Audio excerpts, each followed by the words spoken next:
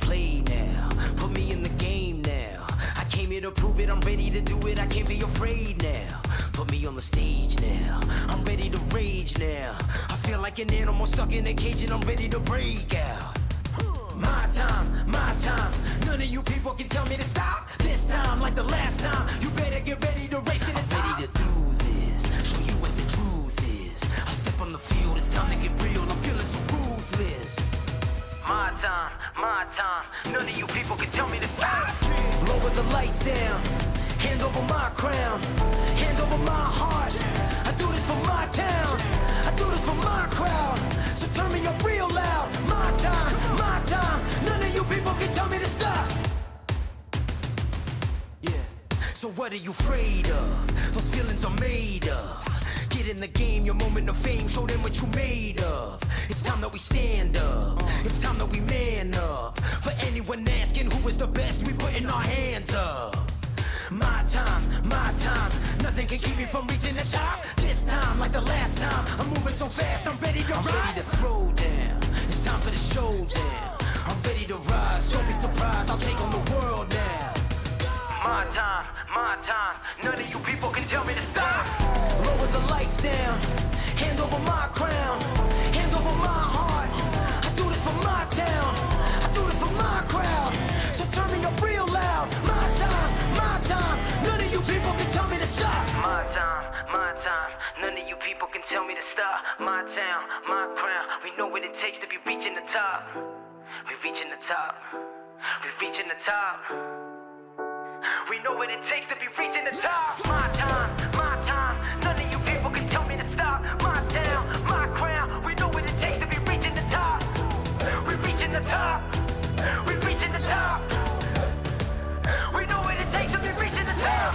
Lower the lights down, hand over my crown, hand over my heart. I do this for my town, I do this for my crowd. So turn me up real loud. My time, none of you people can tell me to stop. Turning the track up, I'm never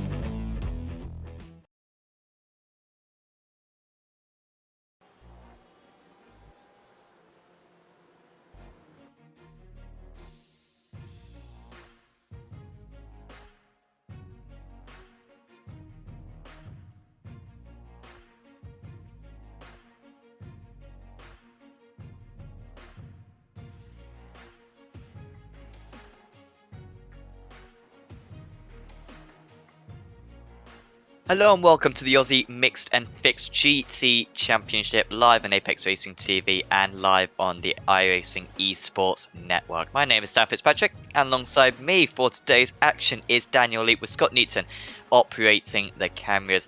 We're here for round 9 of the championship. Round 9 out of 12. Daniel, we're getting into the business end of this championship, and we head to a circuit which is pretty underutilized on iRacing. It's heavily used in real life for various different motorsports. It's got a rich history, does this circuit, but on iRacing not used so much. But here we are at Sonoma today. Yeah, good evening, Sam, and to all the viewers tuning in. Great to have you back on board for our final enduro for the championship. Round 9, I should say, at Sonoma. But yeah, a circuit really doesn't get used a lot. I mean, we see a lot of driver training categories go through here, especially in a lot of open wheelers. You see IndyCar come through here along with NASCAR in a different configuration of the circuit, of course. But it provides a lot of unique challenges. You know, we saw the undulation rises from Road Atlanta last week. We've got a few of those changes here tonight, and then also throw into that some slightly bigger curbs that these guys are going to have to deal with as well. So it's going to be very, very interesting to see how they get through. Yes, a unique circuit. This should be a fantastic challenge for the drivers. One that, if anyone's been able to put in a few extra hours of practice, could yield them a good position, because I imagine that everyone's going to go into this pretty cool, I imagine. So we've got 3 more rounds of the championship to go after this one. We'll go through the championship a little bit later on, because practice is complete and we will have the formation lap coming up in a bit. But before that, we will go through the starting grid then for this race. And it's Chris Robinson on pole position, the amateur driver. Takes pole ahead of Sam Sutton, Craig Edwards in 3rd place. Then Ross Rizzo, Brinton Hobson, Nathan Huppert, championship leader in 6th. Kane Ryder in 7th. Then it's Josh Thomas, Timothy Theben and Trent Thomas. Adam Gardner and Torn Huggan are in 11th and 12th place on the grid. There's Warren Pickerick, Sean Stevens, Harrison Sellers, Steve Jansen, David Miller, Chris Keeping, first rookie driver we've seen for a little while in this top split. Matt Danson in 19th, then it's Vaughan Ryder, Darren Lobb, Martin Crisp, Mitchell Bales, and Damon Mulqueen in 24th place. Then behind that is Blake Delaney, Jesse Butler, Adrian Vlock, and Aaron Specchio, but Hender rounding out the order, and also Kester Mack as well out there as a rookie driver, although that is a race admin. Apologies, Kester. He will not be taking the start, of course. So it's a full formation lap here, and the drivers will just navigate this circuit round. But quite a unique pole sitter, I guess, we've got today. I mean, Chris Robinson, how much have we seen of him so far this season? Because that's a phenomenal lap for an amateur driver. Yeah, we haven't seen a lot of Chris throughout the course of the championship, but no, good to see him putting in a fantastic time. Great, obviously, to have a Ford up on pole. It's been a long time since we've been able to call a Ford out there, so he's found something that's really worked tonight. And obviously, he's got the pole. Probably another big standout that we're going to have to keep an eye on as well, Sam Sutton. We haven't seen him race throughout this championship. Very familiar to the viewers who follow the Australian V8 supercar community, however. So look for him to have a very solid run tonight also. But really good spread of cars right throughout the course of the field. Nice to see, you know, a few others up there other than just the BMWs taking over the first few rows, which is always nice to see.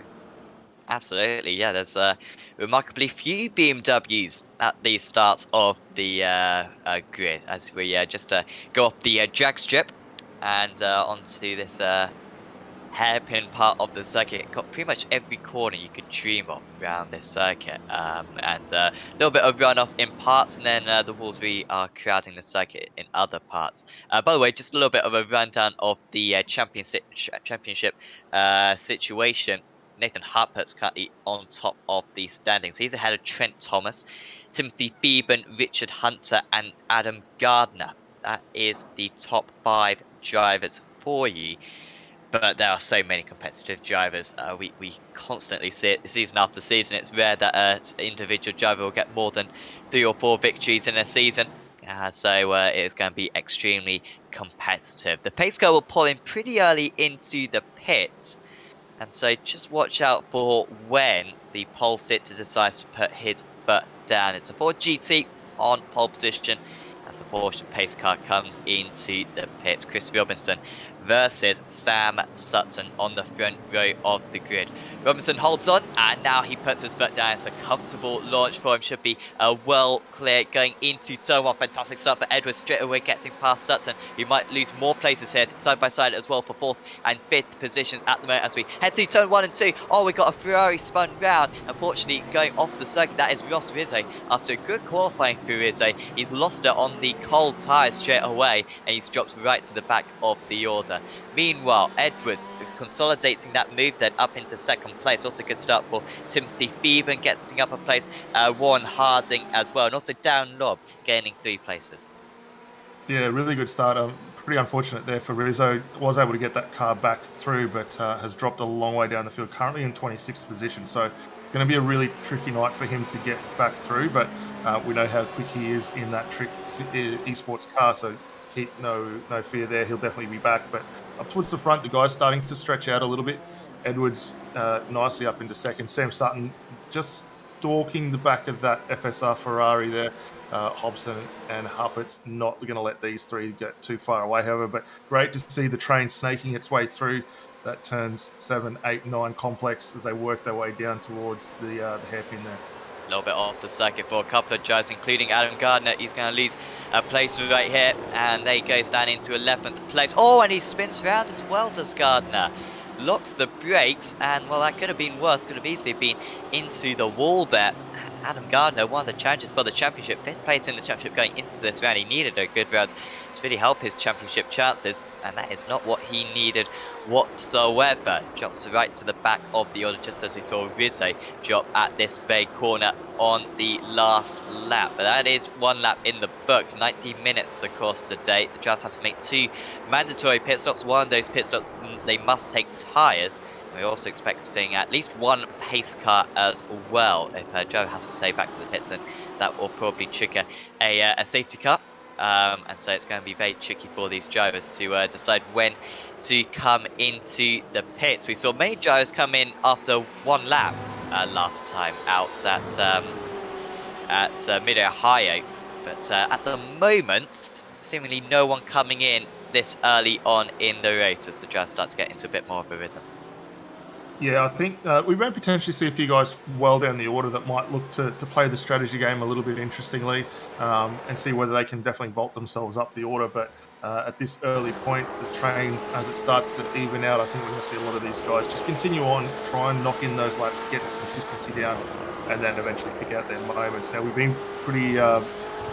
we've been a little bit hard to try and pick when these guys are going to come in. For a lot of the regulars, we normally see those segments broken up pretty evenly throughout the course of the race. So we see a penalty for Aaron Specchio there, so drive through for him, unfortunately. But yeah, it'd be very interesting to see the way these drivers look to take it. Do they run it early on, get those stops out of the way, and run that fuel as low as possible and hope for that finishing position, or do they try and play the game a little bit better later on? We'll have to just wait and see. But Kane Ryder looking quite good at the moment. He's got Josh Thomas just behind him for Fishy Motorsports, not too far behind Trent Thomas as well for Trick Esports closes in on this little battle for 7th position. Yeah, this is tightly contested so far. Overtakes have been at a premium. So maybe those early stops would be quite useful for drivers who feel like they're a bit out of position. You can make a move perhaps coming off the drag strip here, going into the double right-hander. But you can see no one, at least in this leading train, close enough for such a move. Also, that last hairpin as well is very inviting, even though the runoff is very narrow. We've seen plenty of bump and runs in NASCAR over the years in that corner. Of course, he's in a slightly different configuration. We're using the long configuration today, which has that like little middle sector to the lap, but this part exactly the same as what we see in NASCAR, and those tyres on the inside can be very intimidating. Craig Edwards keeping Robinson very honest at the moment. Let's just see their sector times being compared, and it is very evenly matched across this entire circuit. Edwards perhaps a little bit faster on that last lap. In fact, it was Robinson who was fast on that last lap by 8/100ths of a second, but pretty much nothing in it as Edwards takes a slightly more comfortable line through turn 2. But it's ever so fun to drive this place. I mean, I was driving it in the Daytona prototype, the C7 Daytona prototype. The only person to have stepped in that car, I think, for about 5 years. But I think it was fantastic fun then with the elevation changes you get. And it's pretty fun riding on board as well. Yeah, definitely. I mean, throw that into the mix with the curbs and that, and trying to get a decent lap around here, very, very tricky. I mean, the Cup circuit, reasonably straightforward. I mean, you got a couple of left-handers throwing in, but once you go into the infield section here, where we're seeing these guys working their way through, definitely a lot more in it. And I remember some of the old NASCAR guys, watching some of the videos of the guys hustling those cars around. We're not going to see that tonight, but similar feel for that. But at the front, Edwards and Robinson starting to actually stretch a small gap now over Sam Sutton, who in turn extending his gap over Brenton Hobson as well. In that fourth position, you can see them all just firing in for the final time. But race leader doing a really, really solid job. Huppets, though, however, going to start coming under a little bit of attack. Tim Phoeben closing in for Mach 1 Esports right behind these guys in the 5th and 6th position at the moment, and just on about 2.5 seconds behind our race leader at this point.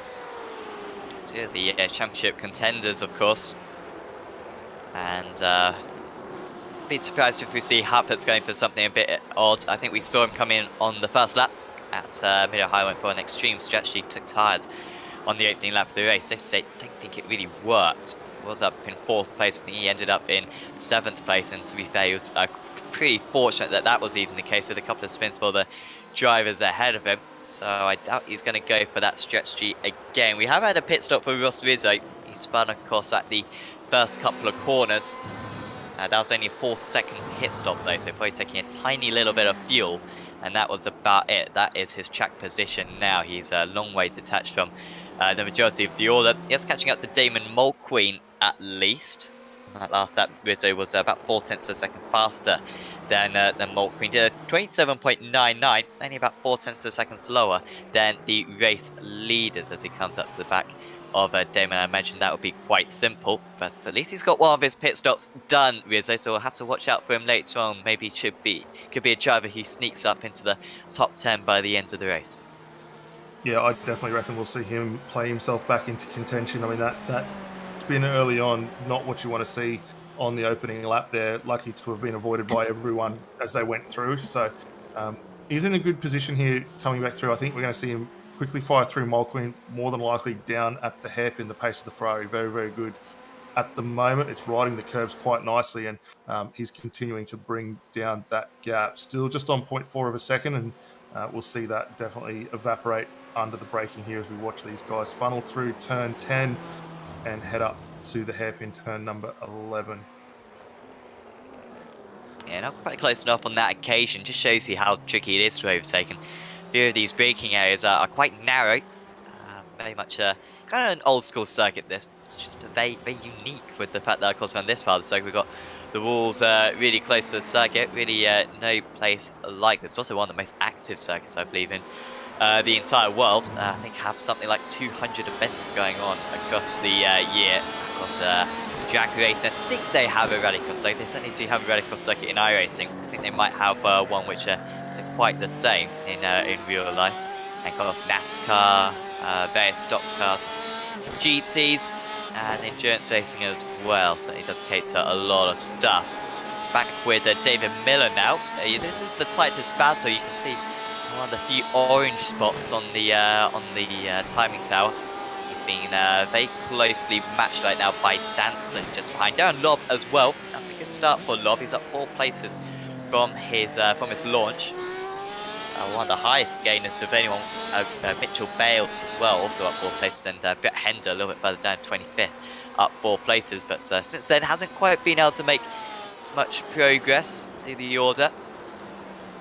And going through turn 1 and 2, a place where it is very tricky to overtake. Pretty short circuit this, but then we've got quite a short lap as well. I'm just recalling where lapping drivers has often been a sign of autos around here. It can be tricky to get past the back markers. Do you reckon the front runners are gonna be lapping many drivers at the moment? The entire field after 10 minutes are extremely condensed. Yeah, I think we'll definitely start to see some lap traffic towards the back end of this race. We saw it quite heavily at Mid-Ohio, and it really did give us some interesting insights to how we thought that race was potentially going to unfold. So I think we'll see that play through here. Again, it is very early on. We're only 10 minutes into 90 minutes at the moment. So obviously, once the guys get their stops in, we're likely to definitely see a few more little bump and run and some little bits of contact as these guys try and work their way through. For some Oh, and passing off into the opportunities. wall. And that's on his roof Yeah. as well. That could be a safety car perhaps with David Miller over. And unless he gets hit by another driver, I think he's going to remain there. David Miller hitting the wall, and we saw it in AOSC, a strange incident in the supercars. And Miller has to go back to the pits right there. Yeah, and we're just hearing safety car has been deployed, so look for that to come out on circuit. We see our race leaders just slowing down, and actually this is going to play in really, really nicely for the likes of Rizzo and Miller. Rizzo and Mulqueen to come back up onto the back of this train. Don't forget, Rizzo already got that one stop out of the way early on, so this is coming at a very good time for him now. So is this a manual safety car, or is it a automatic one? I don't know if we get eyes on the safety car. It is a manual safety car, so the drivers will be allowed to come into the pits. If it was a automatic one, then the drivers would have to stay out. So expect a few drivers, I think, to come into the pits. You may as well get a pit stop done whilst the safety car is out. Even though it's this early on in the race, you could probably get to the end of the race with just 2 more stops. I imagine still that car. I thought it'd take back to the pits, but still stationary there. So what do the front runners do? We saw this incident at Sebring as well, and they are going to nip on into the pits. And it's just like everyone is going to come into the pits. Be exciting pit entry as well. Hopefully someone doesn't bin it, otherwise we are going to have the pit lane completely blocked, and everyone is coming into the pits. And I think if this was round 1, I think we'd see a few stay out, as we have got one driver, Danson, staying out. He will take the lead of this race. But I think the vast majority, this point in the season, they've learned what the strategy is and how you should really come into the pits whilst you can in this situation. Yeah, and that's a very bold move there for Danson, just to try and go through. He will pick up the lead of the race. But yeah, he's obviously still going to have to come down the lane for that stop at some point. Mulqueen also in. Rizzo going to probably continue on here. I'd be very surprised if we see him try and come through a second time. It wouldn't make sense this early on to come and do that, however. But as all the rest of the cars cycle back out, everyone will get a good chance to form back up. Craig Edwards actually jumps Chris Robinson. So there's been quite a few changes gone through that pit stop early on. Robinson now down into the 4th position. Sam Sutton has also dropped a couple of spots as well. Nathan Happett's comes up to the effective 2nd place now. Yeah, so this was a replay then of Miller. This is why we've got this safety car. So on board with him with the shoulder cam. And I think he just runs well. We've seen this so many times for drivers, and picks up too much curb there, and hits the kind of gravel, whatever that stuff is, and then on his roof. Hopefully he hasn't got VR on, otherwise that'd be a little bit uncomfortable, I imagine, in the car. So Yeah, that's it as well from the external view. Yeah, it's a bit of a weird one here because he only just drops a bit of a tyre. He gets well up on that turn 8 curb, drops the tyre off, hits a bump, which fires him straight off to the turn 9 wall there, and getting the concrete barrier where he did just rotated that car over on its lid. So really unfortunate end there for him. And this was Matt Danson. He's now the race leader. Additional race leader should be added. So he avoided it. Pretty good avoidance there from Danson. Had to get out of the throttle a little bit. And then a straight pass goes the 731 car. So Robinson's gone from basically 1st to 3rd in that. He's been jumped by both Edwards and Huppert, who are stationary in the pits for 5 seconds less. So a little bit more fuel in the car for Robinson. Should be able to go further in this stint. However, he has lost track position. just heating up nicely. What can Matt Danson do? We've seen overtaking tricky so far in this race. Can anyone make their way past him? He could be a little bit of a cork in the bottle for this restart. You can see the field really bunching up further back. Matt Danson, though, has control of the order. And we are going to go back under racing then at Sonoma to start lap 10 of this race. Danson with a nice launch, brings himself a bit of a cushion to the drivers behind. We are back racing then in the Aussie Mixed and Fixed GT Championship, and very little change. Chris was pretty under pressure from Janssen, but it's pretty much about it as they all cycle through. Wide as well further up. Or I think maybe Sam Sutson, who I think was under pressure from Kane Ryder for a moment, but he was all right. And Danson absolutely launching it out of the blocks. And now got a 1 second gap. So great work there from Danson. Maybe his tyres didn't cool down quite so much because of the fact that he wasn't stationary. But Edwards will be looking to get past, and Huppert's looking very racy as well off the start. Yeah, really good run there. Obviously, not having to come in, take any fuel or any tyres has certainly helped him there. Be interested to see, though, what he can do to hold these preceding cars off behind him, because his best lap time at this point in time is just short of a second slower than Craig Edwards. So look for him to be reeled in pretty quickly. But as we say, catching is one thing, passing completely different operation for these guys. So we'll see how that unfolds. Steve Jansen doing a good job as we ride with him down in the 14th spot, up 2 places from where he started in the Ferrari. He's got Martin Crisp right in front of him for XRC Racing, and then Harris Sellers for Mark 1 Esports just ahead also. So good little run here. Still very early on down in that 14th position. Plenty of opportunity to go further up. Chris Keeping running very, very wide through the final corner, turn 11. He's going to come now under attack from Jesse Butler behind.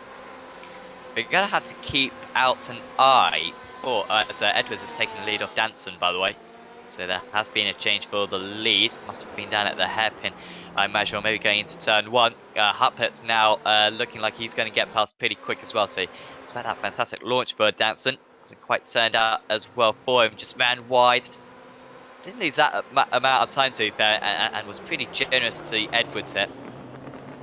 Did well not to lose a place as well to Huppert, although he was pretty close to losing that place. So it's now Craig Edwards. He takes the lead of the event for the first time today. But Danson's got really good pace. I was just going to say we need to keep an eye out on Brinson Hobson and Joshua Thomas, the drivers who started in 5th and 8th in this race, because they both took tyres at their pit stop. They don't have to take tyres later on, which, by the way, take an additional 26 seconds. But now that they've taken it under safety car, they haven't lost that much time because they're able to just catch up to the back of the train still. Bad news for them, of course, is that they're now in the midst of the traffic and they're going to be losing time unless they can quickly get past some drivers. But could be dangerous. Danson, what has happened to Matt Danson? He is dropping well down and now he's cutting the course. Clearly getting spun round or something. That's going to be a huge slowdown. Might even be a stop-go for cutting that amount of circuit. Yeah, we're just going to cut back to check out what happened here. We got the run nicely through to turn 11 there. We see one of the FSR cars up the inside. Just left the door wide enough open for that car to squeak through, which was Nathan Happett's there in the BMW. Not really a lot of room there for Harpers. I don't think he really could have done much to back out of that, because so that door was just left wide enough open for him to get in there. But potentially race stewards will review that, and we could see either a drive-through or a penalty coming as a result of that one. But for Matt Danson, though, was able to recover, now down in the 11th position, so a lot of work left for him to do there. We're going to be a tricky call that, I think, for the stewards, whether or not to give Huppert's a penalty. But we'll see what decision they come up with. They'll be looking at that from plenty of different angles. Does mean that Craig Edwards has a 4-second lead out ahead in this race. On that last lap, Edwards extended his lead by just 3 seconds. There you are, just massively gaining between lap 10 and lap 11. But we should start to see this pack start to spread out a little bit. Robinson in 3rd place. He might benefit from this. Remember, running more fuel than the couple of drivers he is currently behind. And there's Kane Ryder, Sam Sutton, Timothy Fearon, Ron Pickering up 6 places, and he's got a little bit of fuel as well in that machine. Sean Stevens after a very short stop in 8th. Trent Thomas and Tom Huggan rounding out the top 10. If one remember, has pitted in this race besides Matt Danson and also David Miller. I'm saying hasn't pitted, although I think he has to go back to the pits at some point. Mitchell Bales, after a very good start for Bales, it hasn't quite gone as well for him ever since then. Start 2 places from it, starts in place of 23rd. He has just now started to Trent Thomas there, who's of course, Josh Thomas, of course, has got those fresh tyres. Let's see if Bales is going to be able to take that by Darren Lobb, perhaps. Yeah, Lob just falling off a little bit through the mid corner. Turn 6, very long radius corner, which you've got to be careful of getting the power through here. It's going to be fine going up into 7. We're not going to see Lob get up inside, but does close up nicely under brakes. You see these guys really trying to avoid the curbs through this section here so they can get that power down as good as possible. But for Bales, just a little bit better. He's able to extend just a fraction of the gap. But he's going to have to be cautious here because coming into the big stop at turn 11, for the hairpin for that final time does present plenty of overtaking opportunities. We've already seen a few little collisions, most recently that one for Danson, so anything can happen here, so he's going to have to be cautious not to keep that door open, goes defensive and closes it off. But look at the turn of the Ferrari, gets the nose in quite nicely, able to get good drive out, and Darren Lobb starting to come and attack the back of the bumper of Josh Thomas. Way through past this part of the track, but yeah, he does certainly have that big advantage at the moment.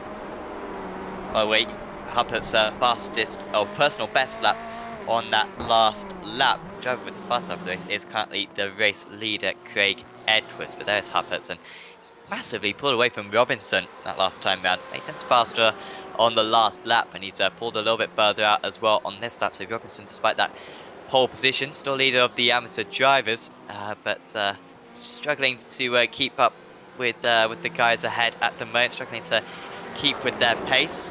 And he's got quite a few drivers as well behind with Kane Ryder, Sam Sutton, Timothy Fearon and Kate. Darren Lobb has now got past Mitchell Bales. I think that was down at the hairpin. So that was a big move for him. Yeah, we just saw an off-track excursion there for Sam Sutton as well, through the turn 8-9 complex there, able to rejoin the circuit, still in 5th position, a couple of spots down from where he started, but those tyres getting quite dirty at the moment. Tim Fearon closing in, and he'll be definitely looking for an opportunity to get the BMW through, potentially Warren Pickering as well. But see them running up through the hill turn 2. Really tricky corner to get the most out of it. You come in blind, trying to get these cars slowed and rotated, very, very tricky, but these guys pushing on quite nicely at the moment through this lap 15. Yeah, Tatar should be getting back into their optimal region. Just a little bit of a reminder that the drivers have got to make 2 pit stops in this race. They've already made 1 pit stop, everyone apart from Matt Danson. After safety car we saw a few laps ago, so 1 more pit stop, and the vast majority of the drivers will have to take tyres as well at that pit stop. A couple of drivers who won't have to take tyres will be Joshua Thomas and Darren Lobb, and also Adam Gardner as well, and Britt Hender and Blake Delaney to be fair, and I think Ross Rizzo. A few drivers won't have to take tyres, but they're all quite far down the order at the moment, so it should be a very unpredictable race this, round 9 of the Aussie Mixed and Fixed GT Championship Season 11. As we go back to Steve Janssen, already complimented how well he's driven so far. He's up to the back of Martin Crisp, a Joe who I saw drive last night, actually. Last night for me, at least. It was, how long ago was it? 8 hours ago? In the Canadian iRacing Challenge. And did alright, did Crisp. Had a little bit of a lonely race, but had some good pace, and he finished about 8th place on that occasion. And he's currently driving in 13th place right now for XRC Racing. Yeah, and he's had a pretty good run so far, up the 9 spots from where he started. Obviously, we've still had those round of pit stops going through as we see a move from Vaughan Ryder, getting that move completed on Mitchell Bales. So Bales down a couple of spots. It wasn't that long ago we saw Darren Lobb trying to work his way through, and now falls another spot down. So, yeah, Bales got a lot of work to do down in 23rd, but for Martin Crisp doing a really solid job up those 9 positions, we said, sitting pretty comfortably in the 13th and a fairly good gap around him as well. So he should be doing all right, but we'll keep a focus on this battle here. We're going to see whether Mitch Bales is able to return serve and maybe push that car up ahead of Vaughan Ryder, which I don't think has quite got the legs to do it. Just behind that as well, we have to keep an eye on Damon Mulqueen working his way through also, but that could be something to come into contention, because it wasn't that long ago that we saw him running around with Ross Rizon. I actually believe Ross at the moment is the first of our drivers to have completed the 2 stops for the night as well. So he is setting himself up for a pretty solid run here. Will we need to see him come down the lane for fuel later on? However, that's the big talking point now. I think we will. He should be able to get about an hour on fuel. I imagine this is a slightly lower fuel consumption circuit. That there's not kind of massive straights around this place. So the idea of him doing 1 hour 20, I think, would be too far for Rizzo. So he'll probably have to come into the pits again. But you are right, he has come into the pit. Well, I'm seeing 3 times on my screen for Ross Rizzo. And he did it all within the first 8 laps, which is quite something. Not sure if maybe one of them was a glitch, but you can check out how many pit stops the drivers have made, their last pit stop length in the live timing link below. So if you've got an extra monitor or a phone, you probably do. Unless you're watching this on your phone, oh, that's a tricky situation. Anyway, get the live timing, and it really does help you keep up to date with what's going on in the race. Chris Keeping has lost a place to Joshua Thomas. He's continuing to make his progress up. Chris Keeping, the only rookie driver out on the grid, and since I've come back to commentating the series, they've done a couple of rounds so far. It's the first time I've actually seen a rookie driver. Had a few smaller grids due to the type of circuits that we've been visiting recently. But it's good to see Keeping really punching up his weight, and this would be terrific points for him. Just a little bit of a reminder, because the way that the Aussie Mixed and Fixed GT Championship works, there are multiple splits going on. So there is at least a second split, maybe even a third split, currently going on simultaneous to this, which will all earn points. So a little bit like what we see in the iRacing official series, where the field is divided up, but all the drivers in all the splits do get points, and the way that those splits are decided are by a pre-qualifying before the race occurs, and the quickest drivers get into this top split. So it really is the creme de la creme, if you will, of the drivers who are in this top split. Yeah, and I mean, a lot of these drivers, I mean, we've seen throughout the course of this championship, really good opportunity for the guys later on to work through and get their names up. But the guys that we see week in, week out, they are, as you say, at the top of the litter, and doing a fantastic job. I mean, they've been very quick throughout the course of the championship. Yes, we've seen a few little bobbles here and there from a few people, but they come back strong each week. They push on, and really makes the championship what it is. I mean, for a few years, or a few seasons now that we've been covering it, we've certainly seen a big step up, not only in driver standards but participation, and it's really tricky week in, week out to work out who's potentially in the running to get these ones one and done. So plenty of opportunity here, and for the young guys that would love to get into it, or the senior iRacing members out there that would love to come and have a run, by all means get in there, and we'd love to see you out there having a crack at this championship also. But Sean Stevens right now sitting pretty comfortable, up 6 spots, 8th position, fighting off Trent Thomas, you can see for Trick Esports just behind, trying to make a move while simultaneously having a crack at Warren Pickering for the Fusion Sim Racing team ahead. Now 10 seconds off the lead are these drivers, so considering that we've been back racing for, we went back racing on lap 10, didn't we? So we've been back racing for about maybe 14 minutes or so. As might have a move here. That was pretty close right there for Stevens to get past Pickering, but it didn't happen for him. Also want to keep an eye out, of course, I've mentioned it a couple of times already, but of course Brenton Hobson and Joshua Thomas both already taking tyres in this race, and they are currently 7 seconds behind these drivers. That means that they're 16 seconds off the race lead. It takes 26 seconds to take tyres, remember. So at the moment they would take the lead of the race.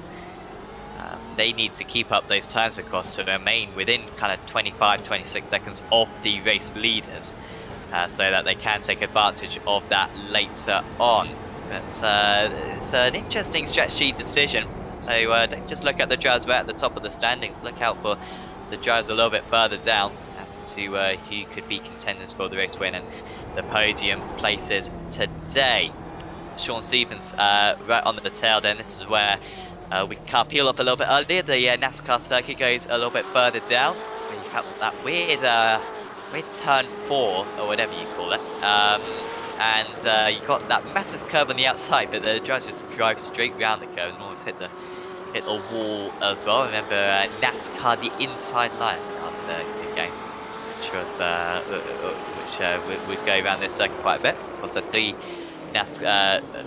three road courses now on the NASCAR schedule. This and Watkins Glen, also Charlotte Road added relatively recently. And of course, NASCAR should be getting it back underway pretty soon as well, which will certainly be some entertainment as Sean Stevens almost gets overtaken by Thomas. Went a little bit offline and he's put himself very vulnerable. As Thomas placing up for the dive, going into the hairpin. BMW's going to have to put a slightly defensive move, puts his car down the middle of the track and he fends it off. But that's near disaster there. Yeah, he really made a little bit of a meal of that mid-corner run through 8 and 9 and really allowed the door open for Thomas to close in. You could just see the closing rate of that BMW very, very quick as we see Brenton Hobson in the lane as well for his second stop tonight. So getting that one knocked out. But for Trent Thomas, yeah, would have been not expecting that and lucky not to find contact with the back of the Stevens BMW there. But these guys now fallen a little bit further away from Warren Pickering. Just ahead, you can see that gap visibly on the screen there while they continue to battle. But keep an eye also out for Tom Huggins in the Ford there, closing up. So this little battle going to come back to 3 pretty soon. Not that far behind. We've also got Matt Danson, who we saw have that contact with Nathan Huppert at the turn 11 hairpin after the restart as well. Yeah, Danson's done well. Still in 11th place. Considering that's quite a bit higher than where he started off. So he's driving with drivers who are kind of expect to be a bit above his level, but he's holding his own in 11th place. Unfortunately for him, he's going to have to do one extra pit stop. And of course, now at this point in the race, it does seem quite obvious that you should have made the pit stop during the pace car, and it's so tempting. And I always encourage drivers to try a little bit different, but usually you have just got to do the standard thing. I've seen a few different strategies. Of course, drivers taking tyres in that first in. And of course, one of the drivers who recently came into the pits, Brenton Hobson, that's it for him now. 2 pit stops, taking tyres in his first pit stop. So he's just trying to get himself clear out, I think, is Hobson. And he's got that, all right. He's got about a fifth of a lap, absolutely clear in front of him. Does the driver down in 25th place now, who, if the leaders came into the pits right now, Hobson would take the lead of the race. But he needs to have some phenomenal laps and really match the race leaders if he is going to have a chance later on. And considering that he's going to have a bit more fuel on board now, a little bit more weight, might start slowing him down slightly. Here's Dan Lobb, who also took tyres as first stop. Very good race at the moment for Lobb. That seems to be a genius call. But he needs to get past Keeping right now, who is keeping him behind at the moment. That was too obvious. I wonder if we're going to see a lob from Dan. It seems not. He does think about it though, and he's actually really starting to put a lot of pressure on the back of Keeping's Porsche there. So the Porsche taking a little bit of a wide line on the initial part of that turn 7 complex, trying to cut it back and square the drive off, which doesn't seem to have really worked quite to his advantage at the moment. Darren Lobb closes up very quickly through turn 10, gets the curb. He's going to be in with a really good shot here to get this move done, fires it up the inside, and nice, easy under brakes there. Keeping them to be very careful though. As you can see Adam Gardner also from Mike One Esports coming back through. Oh, and And off! And contact hits for the both wall. of those cars. Now, who was that coming across who? Chris Keeping, he was in for a whole load of points. And, well, I don't know. Come on, guys. Look besides you, you know? You know that there's a driver alongside and they kind of just merge into one another. One thinks that they're moving onto the racing line, the other thinks that they're moving onto the racing line. And off into the wall they go. Maybe you could argue Keeping was at fault for there, but then he is just following the racing line, like I said. And that is a lot of damage. You might well see a second ace car coming up in a few moments if he cannot get that car back to the pits, which is a long way away. You can see the front runners, I imagine, coming across him pretty soon. Yeah, that was definitely a bit of a clumsy Oh, and moment off it's there for Keeping. Huppert! It's Huppert from second position. Nathan Huppert's the championship leader. Well, he got away with the contact earlier on without a penalty, and he's made a critical mistake then. And here he is. Does he just run wide at this corner? Yes, he does, and heavy into the wall. He's fortunate that the engine hasn't blown right there. And from second place, that is a massive amount of points disappearing from the 799 car. And that was almost a carbon copy of what we saw for David Miller, just the only difference being the car didn't end up on the roof. But you see, he runs it just a fraction wide, catches the gravel and sand and fires it clean off into the wall there. So very fortunate to get back through. We also seeing Chris Keeping for that contact will come through for a drive-through as well. So Keeping's not going seemingly from bad to worse. Not only has he got that contact, he's now got to get that car back in the lane for another stop. Further down, Chris Robinson fighting with Steve Jansen. These two going side by side through turn 6 as well. And Robinson able to get the better of him there, as that was our replay. We cut back to the live pictures now. But Robinson struggling a little bit in the Ford. Just a little bit of a half spin, able to get back underway as well. So that was from second place after he got promoted, so he's dropped to... where's he dropped to now? He's 13th. That's how close the field is. A mistake like that drops it down to 13th place, so it's now Sam Sutton up into second place. What's the change there? Seems to be a bit of a cursed position, does that? Second place, of course, we saw earlier on as well. Matt Dunstan gets spun out from that second place, so it's a place to be, seemingly. And Chris Robinson pole sitter. The race was very possible for him. Perhaps Edwards had the advantage, but second place looked very strong for Robinson. He took slightly more fuel at his first stop, but has been big problems for him. Do we know if Chris Keeping got back to the track, got back to the pits? I think Chris Keeping is still out there. There he is. And to be honest, I mean, he needs to tow back to the pits. Yeah, the problem we'll get if he pulls the car out and tows now, that is his night completely done. He won't be able to restart the race from there. So he does need to try and do whatever he can to limp it home. He's got a lot of traffic coming around him. I was keeping an eye as he worked his way through turn 6 to see our leaders go past. We're now seeing the 17th, 18th position cars closing in on him now. And he's still got to, first off, get that car back, get the repairs done on it. Then he's got to come back down the lane again and make the drive-through for that contact. So he has a long way to go following that little issue for himself when he moved back across Adam Gardner's nose there. Tom Huggins, however, currently in that 8th position. Trent Thomas right in front of him. He's having a very quiet night tonight, up 4 spots from where he started.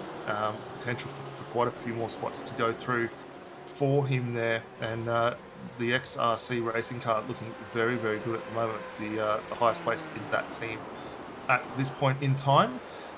Chris Robinson also in the lane for his stop. Nathan Huppert, who we saw with that big contact, also still stationary, coming up on 3 minutes following that contact. So I think we'll see Nathan Huppert's night going by the wayside here now, unfortunately.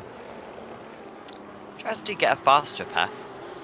Maybe he took the fast repair at the first pit stop. Remember, it's automatically ticked is the fast repair. So if he got no damage, then sometimes it will take it for you anyway. Maybe that's what happened for him at the first stop, as a mistake for Trent Thomas, and he's lost a place there to Tom Huggan. He was waiting behind, like you said, very quiet race for Huggan. But he's picked up on the mistakes from others, and that is another one from the Trick Esports driver. Bad news for Matt Danson, he can't take advantage of that. We've also seen a pit stop for Chris Robinson. He's decided to take tyres as well. Robinson coming out in a distant 25th place. He is now, Robinson, how far is he behind? So he's 24, 13, 18. He's about 35 seconds behind Brenton Hobson. He's done his pit stops as Brenton Hobson. So it's looking good for Brenton and awful now for Chris Robinson, but at least he's got some clear air. He's just going to have to put in some good laps. Car very slow on the inside of the track. It's that Chris Keeping who wants to get into the pits now. And this has all been a little bit, a little bit rookie from Keeping, who wants to get back to the pits. And obviously, yeah, you want to score points, but is it really worth it? The amount of points that he will be scoring anyway. He's already a few laps down now on the front runners. Back with the race leader though, Craig Edwards. He's been absolutely dominating. I say dominated too fair. He did actually lose 7 tenths of a second on that last lap, and the gap has come down to Sutton. But with the issues we've seen for the best drivers running in P2, it has been very good for him. Could certainly still be challenged by Hobson and Joshua Thomas later on in the race, who have got a different strategy. But Edwards probably the favourite at this point, and he's lapping very consistently at the moment in the high 27s. Yeah, and just putting nice consistent laps down, exactly what we saw last week at Mid-Ohio with the battle between himself and Anthony Winkleman. Unfortunately, Anthony not able to be here tonight, but yeah, Craig's been really strong contender throughout the course of this championship. Hasn't really put too many feet wrong. The laps have been very consistent, and yeah, coming home with the wins as he collects them. Sam Sutton, brand new into this championship for round 11 or season 11. Haven't seen him so far, but yeah, again, very consistent driving.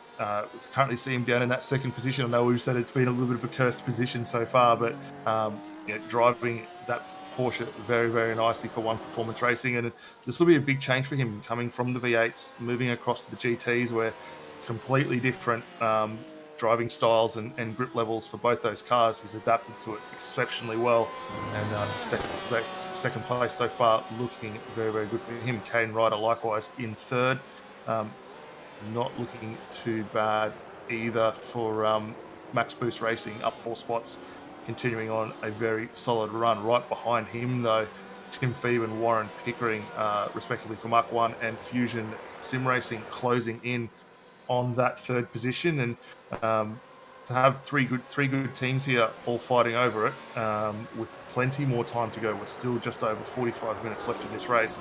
Anyone's game as to who's going to finish on this podium. Yeah, it's tricky, very tricky to say at the moment. Just a little bit of a reminder as well about the colours that you can see on the timing tab. So the purple indicates that a driver is an elite driver, so very established driver in this championship at the top level. And if they're green, they are a pro driver, and we've also often seen pro drivers win the title as well. So there's not a big difference between those two classes. You've got the amateur drivers, and then the red is the rookie. So sorry, the amber is the amateur, and the red is the rookies. But you can see at the moment none in the top 20. The only rookie in the order is Chris Keeping, who's now a few laps down. But fortunately for Keeping, did get back to the pits and got back going again. So he is on circuit, but yeah, about 5 laps down now on the race leaders. Has Phoeben under massive pressure from Pickering. We've seen a few other pit stops as well quite recently. Saw a stop for Trent Thomas, who's just come back out onto circuit, taking tyres as well. Did Trent Thomas, I guess everyone who on their second stops will be taking tyres. Tom Huggan also coming into the pits. However, Thomas is ahead of Huggan just by about a second. I think he was ahead of Huggan anyway. before the pit stops, but that will be turned into the battle for about 6th place later on in the event. And they're both behind Brenton Hobson still. And this race is looking very good right now for Brenton Hobson in 18th place. But his pit stops are complete. Everyone else has to do a pit stop and take tyres. So looking good for him at the moment. Also, we've got Janssen now coming into the pits from the top 10. Yeah, and getting his second stop out of the way. So not a bad time for him. We'll keep an eye just to check whether it's going to be tyres, which based on the initial first stop will be this time. So he's setting himself up for a pretty good run home, 45 minutes, nice set of tyres, and should be good to go. We'll keep an eye on where he comes out in the train. However, Damon Walqueen, focusing on at the moment for Sinja Sim Racing, still in the 13th position, up 11 spots from where he started. So while we've seen a few drivers have some issues, one big beneficiary there for Damon, and he's coming through quite nice. He's got Vaughan Ryder right ahead of him and Adrian Vlock in the Fordzilla Ford. We haven't really mentioned a lot of Adrian either.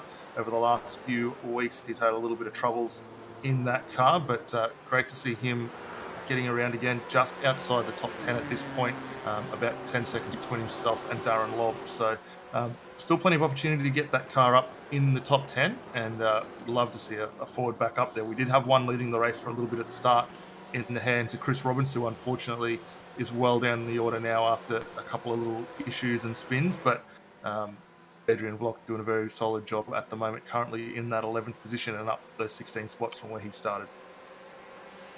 Kane Ryder now into the pits along with Harrison Sellers. Sellers been way under the radar as well, to be fair. But so Kane Ryder, was Ryder in 4th or 3rd for the pit stops? He was 4th. Yeah, he was closing in on I think he was actually behind Warren Pickering there because we had Phoeben and... Oh, no, would have been in 4th, sorry. Apologies. He was actually 3rd, was Kane Ryder, because we did with him before as we were dropping through our top 5. So, yeah, he's come through for his stop, and interesting to see if he can get back out now ahead of those guys that completed their second stops also. Hobson's already passed him then. Rizzo also moves past, but we know that Rizzo's got another pit stop to do. Ryder pretty short in the pit lane. 31.6 seconds compared to up towards the 36 seconds we've seen for other drivers. But there goes Ryder coming back out onto circuit. Mitchell Bales, who's still got to pit, comes out ahead of him. And Trent Thomas. Can Thomas get ahead? Yes, he can get ahead. That could be important. Trent Thomas then with track position. That's an undercut there for Trent Thomas. He had a longer pit stop, but well, still got ahead then of Kane Ryder. Moves ahead, does the 987 cut. That could be for 5th place as Edwards comes into the pits. So this is the big moment then. Edwards versus Brenton Hobson. Remember Hobson with all those pit stops complete, we believe. And we'll see if the former race leader comes out ahead of him. Here comes Hobson. He'll be going to turn 1 pretty soon. Edwards still stationed. We also had Sam Sutton come through and Sean Stevens as well. All 3 cars currently still stationary. You can see them up on the jacks.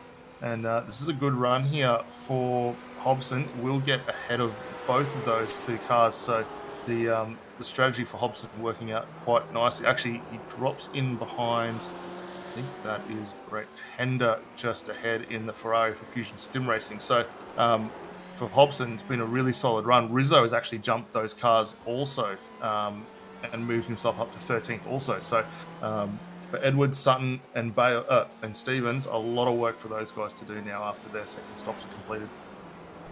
So Edwards has got to chase now.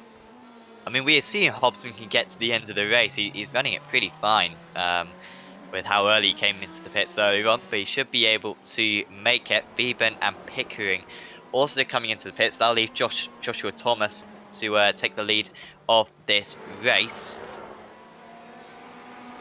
And both Beeben and Pickering will have to take tyres as well at this stop.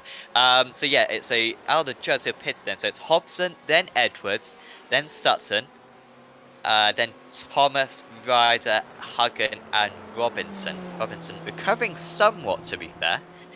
but he's still got a little bit more to catch to really bring himself back into play for podium place. Brett Hender is trying to. Oh, sorry, this is Hender being overtaken, I believe, by Hobson.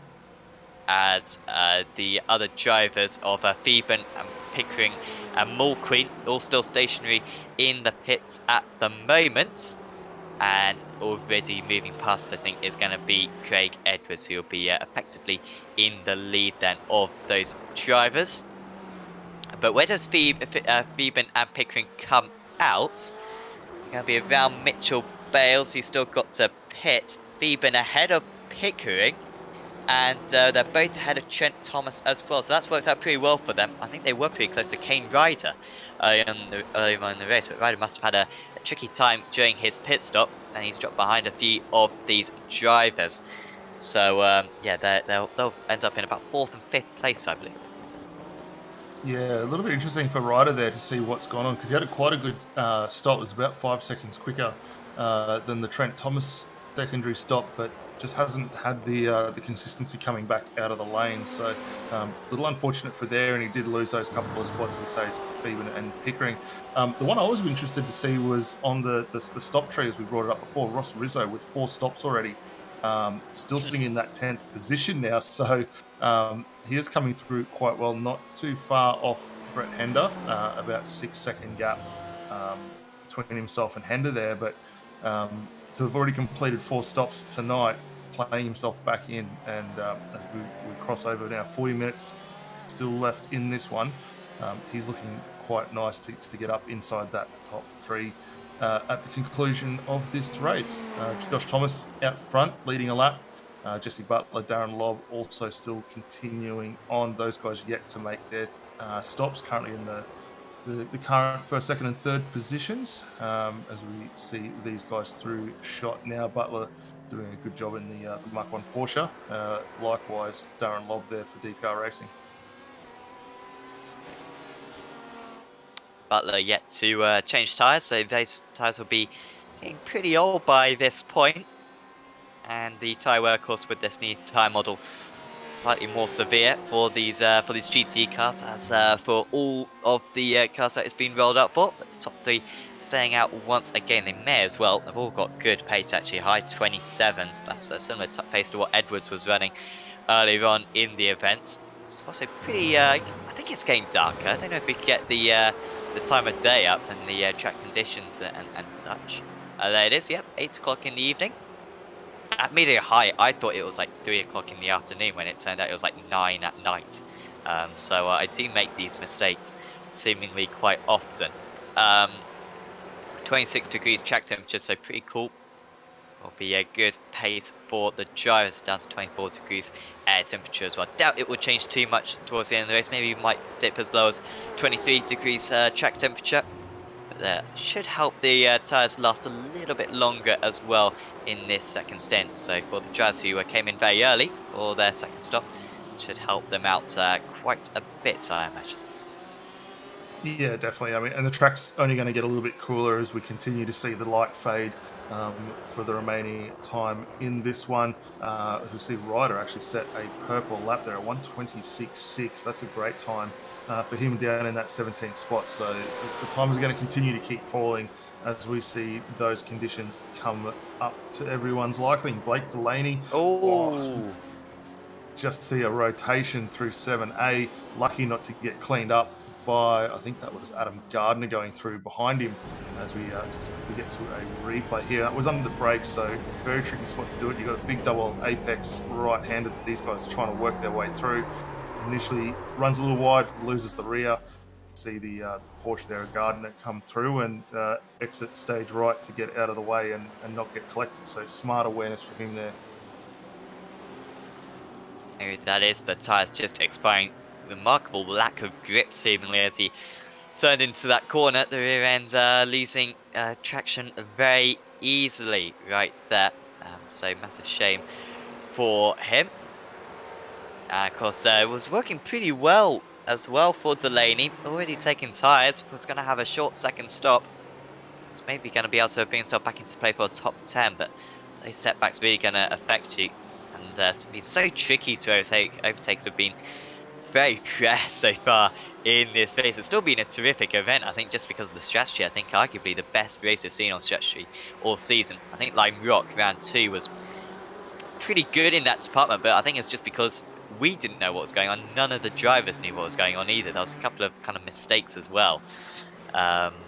In terms of when the pace car was deployed on that occasion, it was absolute craziness, and some epic driving as well. But this has been just a proper, there's been a safety car, nothing too amazing, and yeah, it's opened up this race so much to drivers who seem to be out of the running earlier on. Jesse Butler versus Dan Lobb really makes sense for Lobb now to come into the pits. It makes sense, even more sense, I think, for Butler to come into the pits, seeing that he does still need to take tyres.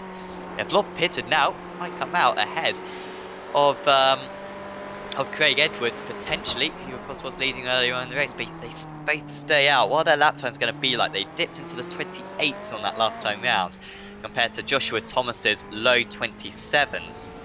See what it is this time. I'd hate to think that it's going to be another 28 for these guys. Butler does a 28.3, and Lobb with a 28.3 as well, which is not fast enough. They're losing a second lap to the front runner, to the race leader. So I think it'd probably be better just to come into the pits now.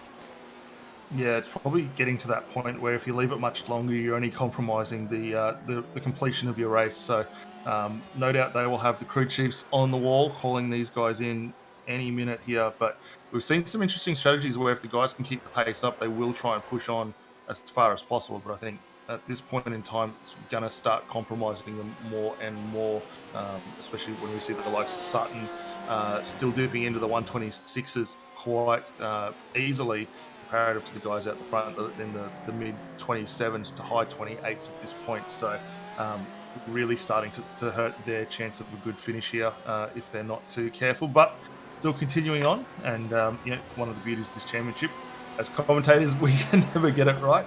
But the guys here continue to amaze us all with the options that they do go through. But as we continue on lap 38, we see Ryder coming in the lane now for his second stop tonight. So that's the Vaughan Ryder, the second of the Ryder brothers there for Max Boost Racing coming through.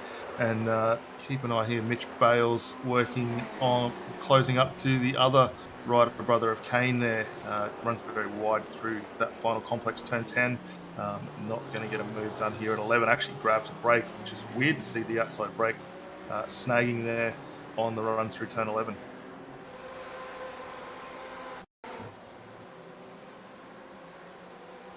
So overtake this for Kane Ryder on Mitchell Bales. There goes Kane down the inside, and that was all quite simple.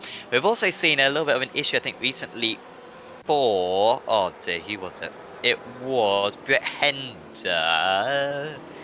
Not sure. Adam Gardner, at least, overtook someone. It may have been... Was it Hobson? No, it wouldn't have been Hobson. Maybe it was Hender. I think had a little bit of a poor lap or something. Or maybe Delaney. Not sure. Something happened around there. Delaney did just do a 29, which is a pretty slow lap. So I think got overtaken still over time straight away. There's this train. Edwards coming up to the back of this as well.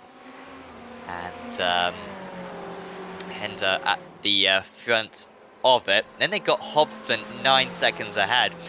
It's so difficult to keep up to track with all these, with everything that's going on. Brett Hender has come into the pits. Certainly do open the live timing. That will certainly help you out in terms of who's done 2 stops and who hasn't. As you can see how the field is spread out quite a bit as well as this race has gone on. But just a bit of a reminder, Thomas, Butler, Lobb, Vlog, Gardner all have to come into the pits again. They've all got to come in, and they've all got to take tyres as well, so all have quite long pit stops. Meanwhile, Brenton Hobson doesn't have to come to the pits again. He can go to the end of the race. Delaney does have to pit. Rizzo, we think, will have to come into the pits, but if he fuel saves massively, he might be able to get to the end. It's a little bit tricky to say that one. And then Craig Edwards, Sam Sutton, Timothy Beeben, Warren Pickering, Trent Thomas and Kane Ryder have all come into the pits already. And you can find all that information on the live timing link in the description below, provided by SDK Gaming, because the order is a little bit convoluted and might not be the order that we see when the checker flag is waved. Here is Delaney then, who definitely has to come to the pits. We say just behind, and Edwards cannot lose time behind these drivers. He'll be praying that Delaney comes into the pits right now so that he doesn't get held up behind him. Yeah, I think looking at Delaney's intention, he's going to go defensive, hold Ross Rizzo up. Craig Edwards also trying to make a move in there. Delaney, who we saw have that rotation at turn 7 before, I think that might have been the one you were referring to, Sam, where we saw Gardner come through on him as well. He's going to be struggling on those tyres following that incident. So the pace hasn't come back to him as yet. Last time by for him was a 1:28, which ultimately is really starting to slow Rizzo up. It's brought Craig Edwards into it. And if it continues on for too much longer, we're definitely going to see Sam Sutton. As you can see the Porsche cresting that turn 3 complex there. And this is going to turn into a very busy 4-car train within about the space of about 4 corners here. And this is really tricky for Edwards because I think Edwards would be past Delaney quite quick anyway, but Rizzo's very quick himself, so he's not going to let past his Edwards very easily. Edwards might go for a big lunge here, but it wasn't open for him. And you can get a nice line through here, but you can't do anything with it because it's single file all the way through this part of the track, and actually they're starting to drop off the back of Delaney slightly. He opens up a half a second gap. Rizzo perhaps getting a little bit too preoccupied with what's going on behind him rather than what's going on in front of him. We've also got Butler and Lobb very close to one another at the moment, although that has just expanded again. Is Edwards close enough on the move into the hairpin? Has a look. Ooh, well, it was almost there. I think if the entry to that corner was a bit wider, I think he would have gone for it, but just such high risks for a driver who is contending for the championship, contending for this race win as well. And Sutton is well and truly with these drivers, and Sutton might be able to take advantage of this. He's looking racing as going wide. There was the what's that, Rizzo going wide. That was Ferrari Rizzo there, and he's going to almost lose 2 positions here. Just keeps that tricky esports car ahead of Sam Sutton and the One Performance Racing car there. So we'll have to see if we can get a replay there, because that was up as they crest through turn 2.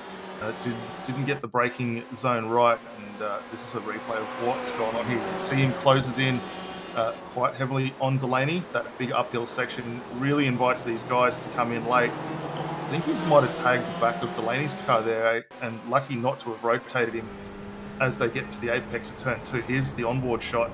You see Delaney very early on the brakes, settling the nose for that, and Rizzo really not with any room there, collects the back of that car, loses the spot to Edwards, and then has to immediately go defensive on Sam Sutton, who you can see really working that outside line, and only just unable to get through there. Jesse Butler into the pits. Butler was running. Just trying to think where he was running before the pits. I think it was about 7th or 8th, maybe. So he's already behind Sutton and Co. Will have fresh tyres though, will Butler, towards the end of this race. He will be around, well, he's going to be behind Kane Ryder. Might be around Mitchell Bales, who's still got to come into the pits, does Bales. Butler's still stationary though, up to 38 seconds, which is a longer pit stop than we've seen for others. He'll drop behind Robinson because of that, and Hagen and Stevens. And maybe even Steve Janssen as well. Yep, Janssen gets ahead of him. Matt Danson will be next, although Danson also yet to come in for his second stop, apparently. Has he come in? No, sorry, yeah, Danson didn't come in onto the pace car, has he? That wasn't a good decision from Danson. He's still got one extra pit stop to do then. But Butler comes out in 19th place with that slightly extended pit stop. But like I say, he's got fresher tyres than everyone else now, so I'll help him a bit towards the end of this race. Brenton Hobson then in 4th place. We believe he is going to be the race leader as long as he doesn't have to pit again. He pitted in on lap 20. So he pitted up after about maybe half an hour of this race to go an hour on a tank of fuel is pushing things. I don't think you can go a whole lot longer on a tank of fuel. There we are.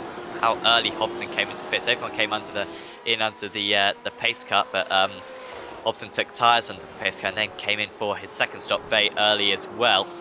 He's already done 22 laps on this stint. Gonna have to do another 20 probably to finish off the race. So 42 laps on a tank of fuel. It's pushing it, but you'd back Brenton Hobson to probably make it to the end of the race, and if he can make it to the end of the race, he's got 13 seconds back to Craig Edwards, which should be comfortable enough for him to win this event.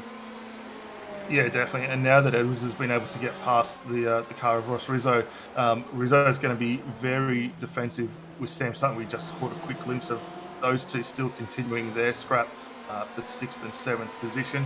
But yeah, this is only going to help Edwards, and I think we're going to see here Sutton down the inside into 7, got 7A, and being able to push that car a little bit further through. So a nice overtaking move for him there, and he'll promote himself up into the 6th position. Although Rizzo hasn't let go here, so potential for him to come back through into turn 11 for that final hairpin as well. Yeah, we know that if the move's possible, go for it, but not quite the pace through that right-hander that he needed. And expect the Porsche to start to pull away. Next up behind Rizzo is Delaney, who's still got to come into the pits. By the way, the race leader as well, Joshua Thomas. I don't think we've spoken a whole lot about Joshua Thomas. There he is. He's another driver who came in under the pace car and took tyres. I think when he gets his pit stop done, he should be in 2nd place. However, sorry, not in 2nd place. I mean, well, behind Hobson, basically. So effectively in 2nd place is what I mean. However, for Thomas, his lap times have been very good on recently. He's been doing mid-27s, 27.6 on that last lap, compared to Brenton Hobson, 27.5. So Hobson did up his pace on that last time. So when Thomas comes into the pits, he's not actually going to be that far away from Hobson. So it could be close between those two drivers. So Thomas might still have a chance at this race victory. I think he's going to be the main challenger then to Hobson, especially as Hobson's catching up to Gardner currently. And those two might start losing each other a little bit of time. Although Gardner's no slouch himself, to be fair, just doing a 27.45 on that last lap, which is quite handy. That's the battle for P3 and P4. Yeah, and then we'll have to keep that for Thomas. He was closing up on the forward there of Adrian Block as well, so he's not going to want to be held up any more than he needs to. It looks like he's actually managed to get past Block now, so that comes at a good time for him there. So he'll continue on. Steve Jansen running it quite well. He's completed his stop. He's got Mitch Bales just ahead for MFR Racing. These guys are now working through turn number 10. On the way up towards the hairpin. Jansen with a big run down the inside, not quite close enough to get that move completed, however. So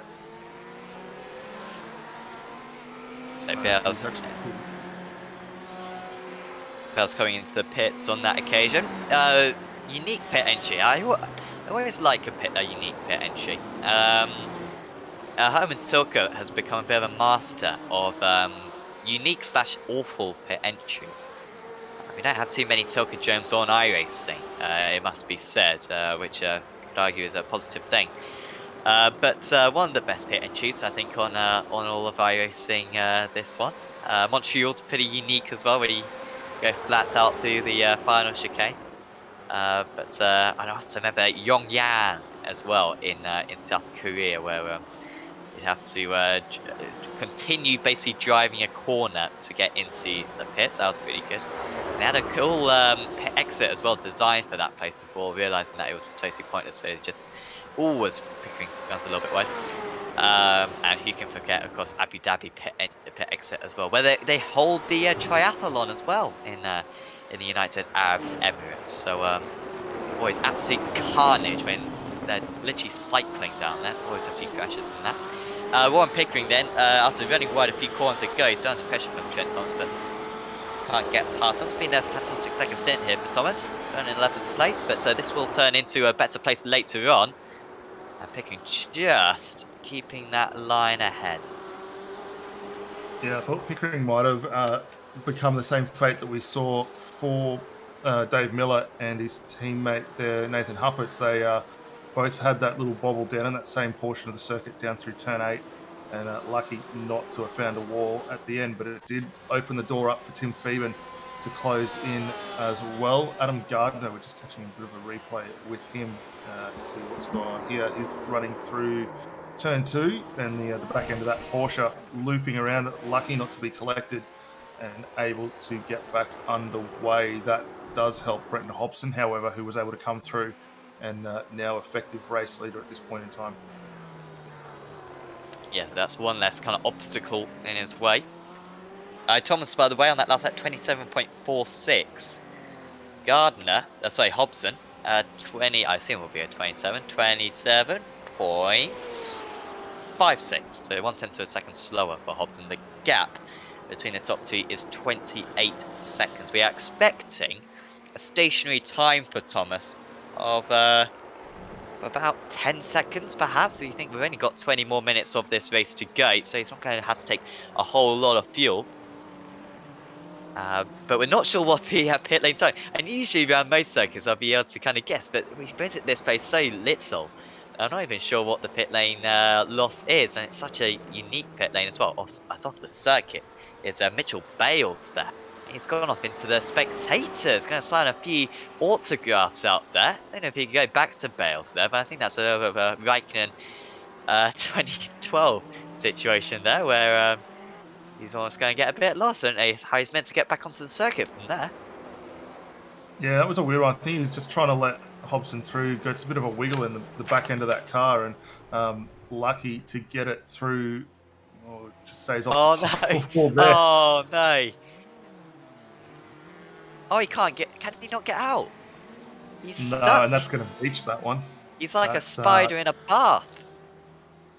Yeah, that's horribly unfortunate there. That little wiggle has cruelly put paid to his night tonight.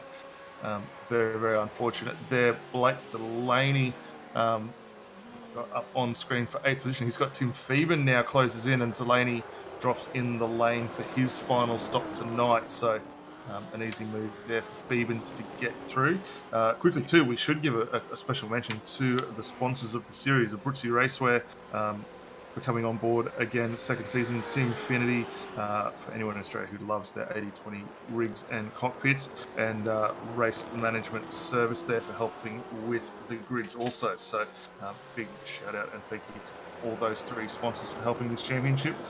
Tim Phoeben, as you can see, running that RMS sponsorship on the Mark 1 car there, doing a very, very nice job at the moment. Up 1 position from where he started, 8th overall. And as the time continues to tick down, potentially he might be able to close up to Rizzo, who's only a further 4 seconds up the road. So we may see him yet get 1 more position up the grid. Seems as though Mitchell Bales did get back to the pits. I think he may have towed back to the pits though. Did Bales? Sure, if he towed back to the pits, that requires a safety car, but no sign of a safety car at the moment.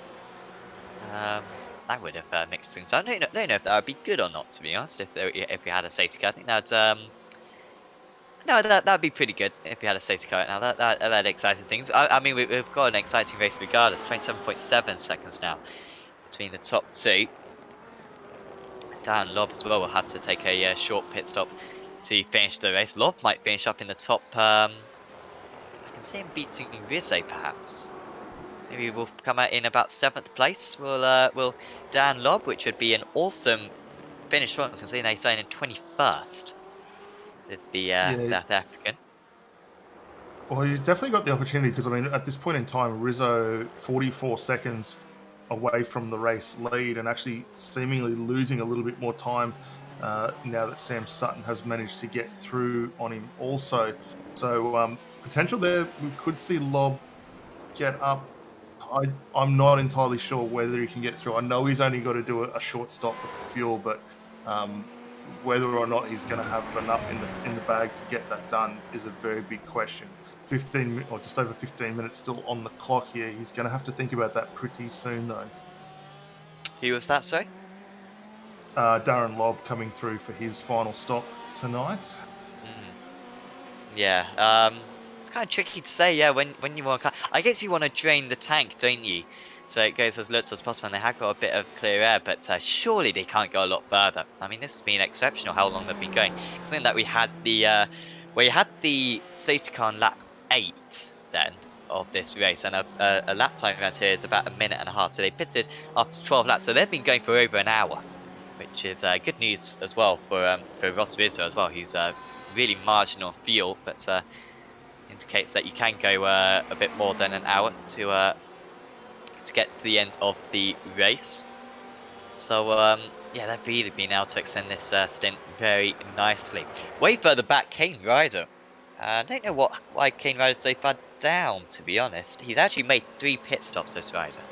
He pitted only a few laps ago. So he's in 22nd place, and he's trying to get past Martin Crisp at the moment. A rider who started up in 7th place and was in that leading battle, wasn't he? I think he was as high as 5th place at one point. Maybe, dare I say, I think it maybe been in the top 3 at one point. But those 3 stops, it's made an awful race for him. Yeah, they've definitely hurt him from where he's been early on in the race. Because I mean, he, as you say, he was very, very good early on.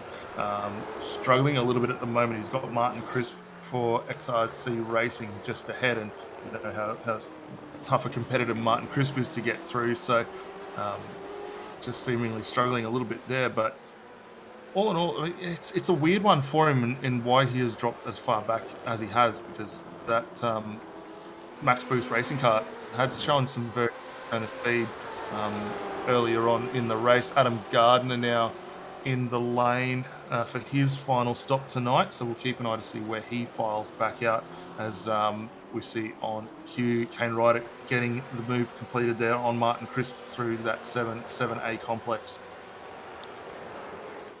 Gardner briefly going to the top of the stands. I think his pit stop. I wonder if we could go to live pictures of Gardner, although actually no, he has just exited the pit. I think his pit stop was like right on this. Yeah, I think it was right on the start-finish line, which causes some issues when they stop. And I think iRacing thinks that they're completing 1 extra lap than they have done. That's something that I've noticed recently. So coming out of the pits, then Gardner, he's just ahead of Matt Danson, who's still got to pit as well, does Danson. So he's ahead of Jesse Butler then. Is Gardner, but he is behind Steve Janssen. Is Gardner, so 6 seconds to catch up for Gardner. That might be possible with the laps we've got remaining.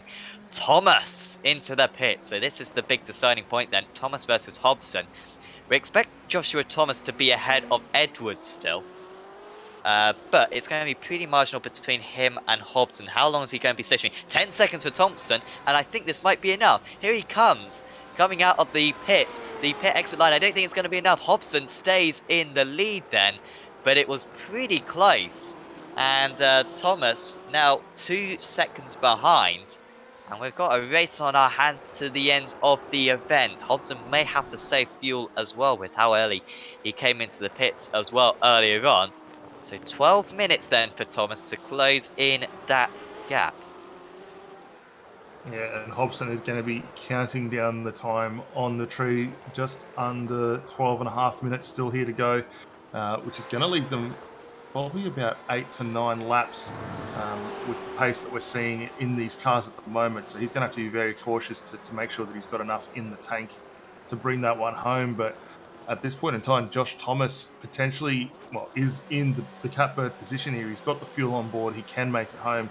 No questions about it, and he is going to be hard charging to close up to Hobson. The pace for the Fisher Motorsports car has been very, very consistent as Darren Lobb fires through for his final stop, nearly collects that wall. That was a very scary moment for him there, and he'll complete his final stop. But yeah, Josh Thomas doing a great job, and here's that onboard look for Darren Lobb into the lane here, and this is a bit of a sketchy entry. Locking up the tyres. Oh, yeah, pretty close. Yeah, it looked like he got a little bit of a lock-up getting over those little bumps on the way through there, and did unsettle that car a little bit. Lobb still in the lane. Rizzo will jump ahead of him. So Lob going to rejoin down in the 7th position there. He's ahead of Pickering though. 7th place for Darren Lobb. And Rizzo might yet have to pit. He's a very marginal fuel is Rizzo. What's Rizzo's pace actually? 28.2. That's pretty slow. We'll keep an eye on if he can't get back into the 27s at some point. Otherwise, he might be in trouble on fuel. But still occupying that 5th place after dropping right to the back at the start of the race. Yeah, Phoeben and Lob then in 6th and 7th. I doubt Lob's going to be able to attack Phoeben. I mean, he's got older tyres, I think, than Phoeben, so I don't see how he's going to be any faster. But they are catching up to Ross Rizzo. That could be good with also Pickering and Thomas perhaps getting in that battle as well by the end of the race. Trent Thomas, by the way, with his fastest up of the race that last time round. So, the order that you've got on your screens is pretty much the order that reflects this race. Matt Danson in 15th place, the only driver yet to come in for his 2nd stop. There we are. So he'll drop outside the top 20 when that occurs. But apart from that, that's a very accurate timing tower of what the situation in the race is currently. Hobson with a 3-second lead at the moment. That last lap was quite a bit faster than Joshua Thomas, who perhaps is just trying to warm up those tyres once again, but did lose 0.7 of a second. Craig Edwards, faster than the pair, then took 1.2 seconds out of Thomas on that last tour. If he keeps that up, he might be able to catch up by the end of the race. We're now on board with Vaughan Ryder, looking back at David. No, who is that behind me? Oh, that's the race leader. Apologies. Yep, he very easy. He makes his way past the 338. Yeah, and just behind there as well, you can see Thomas. So a little bit of a light flash for these guys working their way through. Won't be too much of an issue there. You can just see in the back of shot, we've also got Craig Edwards and Sam Sutton going through that picture as well. So a top 4 reasonably close together on track, only handful of seconds apart at this point in time, and if anyone makes a little slip up as we continue to count down the clock here, they have a very real chance of losing a few more spots. And I did see a slow car, I think it might have been Matt Danson, just dropping a spot as well through turn 6, so a little unfortunate for him there, but getting it back underway.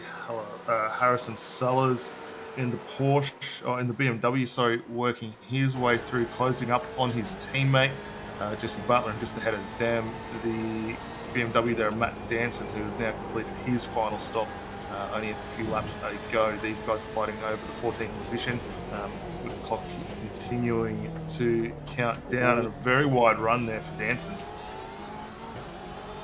He slots in the middle. Then remember, Danson still got to come into the pits, so this is pretty irrelevant anyway for these guys. Danson might try to come back. They're going into turn 2. That BMW is wide, so when you're defending, it's a nice luxury to have. But when you are trying to attack, not quite as good. Sellers, who was up in the top 10 before his pit stop, but I'm not sure if he had the best strategy. In the end, the best strategy seemingly was to take tyres under the pace cut, take tyres early on, and then take a short fuel stop later on in the race. But hindsight's a wonderful thing, and it can change so easily in these Aussie mixed and fixed races. Certainly been one of the best races, I think, of the season today. Been loads of overtakes, but strategy has been absolutely fascinating. We've still got a little while to go yet as well. Danson, I wouldn't be surprised if he does Vettel, or I'm sure there's loads of other examples where he comes into the pits on the penultimate lap of the race. Taking a little steering lock right there is Danson. Gonna make those tyres ache quite a bit. Almost at 90 degrees the steering angle there. But it's not at the moment yielding him a whole lot of a lap time. He's struggling to keep up with the Porsche ahead. Yeah, it's really interesting looking at the lines that different drivers are taking around this circuit. It really opens itself up to about 2 or 3 different opportunities. And we switched from one battle to another. Trent Thomas, Warren Pickering, just fighting to close up to Darren Lobb. So this is for 7th, 8th and 9th position on the track at the moment. The track temperature is still stationary at 26 degrees as the time's continuing on 8:30 track time at the moment. So really nice conditions for these drivers, and plenty of opportunity for a few more spots to see just how much Thomas and Pickering have closed up on Lobb. The newer tyres on those cars seemingly helping them out a little bit more. And will we see this a move from Trent Thomas down into the hairpin? Lobb's actually got the oldest tyres of any of these guys. Came into the pits on lap 8, I think, for fresh tyres. Meanwhile, Thomas and Pickering pitting on lap 28 and 32 respectively. So he should have a lot of time to spare. As, that's wide lock-up. We've seen that mistake a few times. Gets on the marbles as well, which is going to help his exit. Fortunately for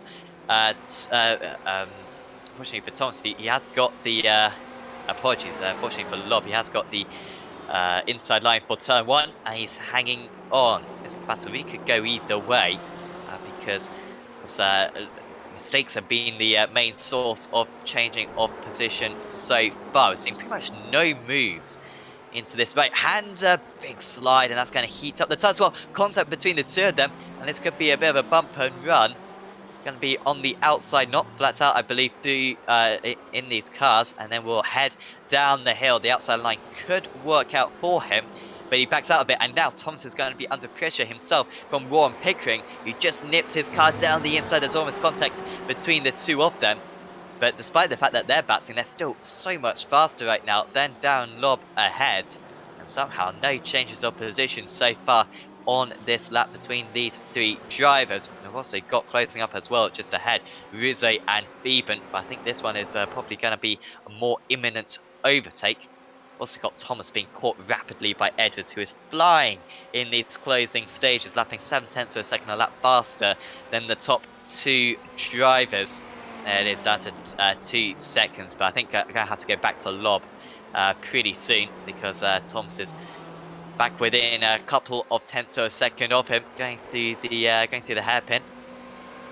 There we are. Yeah, and neither of these cars really giving an inch at this point. I thought just that lap before we might have seen Warren Pickering trying to go all the way around the outside through 7 and just not quite able to get the grip that he needed to do so. But this car of Darren Lobb just starting to now become the cork in the bottle for these guys as they work their way up over the complex through 3, 4, down into 4 now, and not able to get a move. Lobb with a little bit more mid-corner speed, which is going to help him out a touch here through up to the long left-hander of turn 6. And you see these guys coming back through the mid-corner pace of that BMW. Very, very good.